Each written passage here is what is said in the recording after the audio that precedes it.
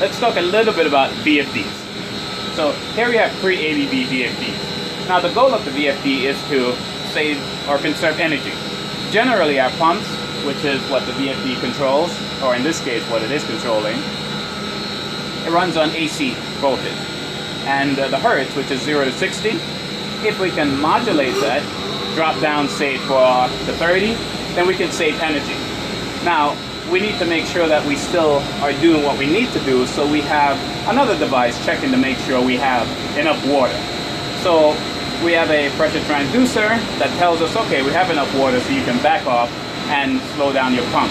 And when the VFD gets that signal, of course it then decreases that hertz. If we're running at 60, it may back down to say 40 or 30. Now the thing with the VFD is, although you have the ability to go from 0 to 60 hertz, you need to understand your pump.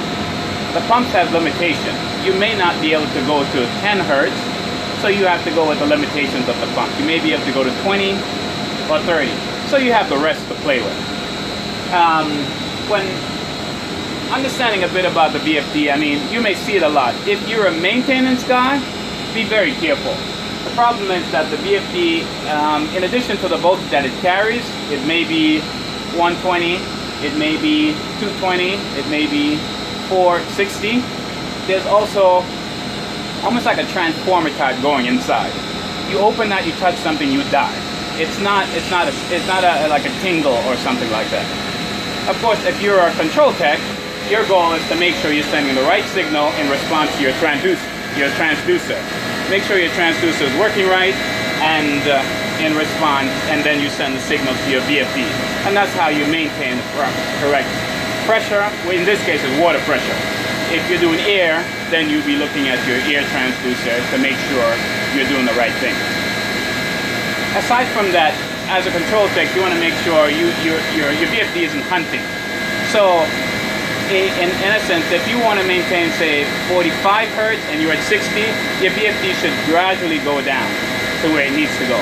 It shouldn't drop down to, say, 40, then 46, and bounce, because that can damage your pump.